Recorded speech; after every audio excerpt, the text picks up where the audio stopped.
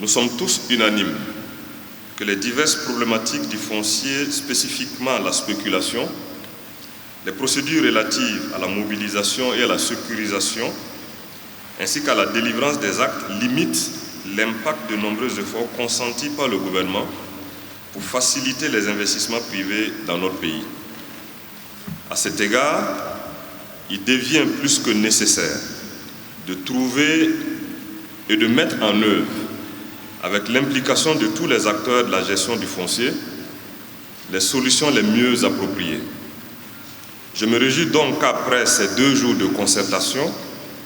d'une très grande richesse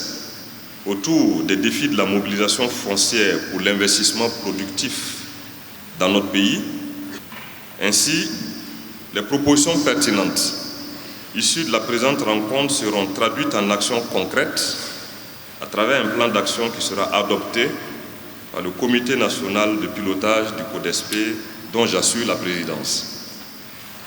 La mise en œuvre de ce plan d'action contribuera sans nul doute à l'atteinte des objectifs de développement poursuivis par mon gouvernement à travers notamment le renforcement de la bonne gouvernance et l'amélioration continue de l'environnement des affaires.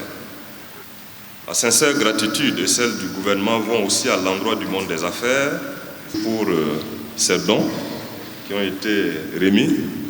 notamment le chèque de 500 millions de francs CFA à son Excellence Monsieur le Premier ministre. Remerciements réitérés à la Chambre de commerce et d'industrie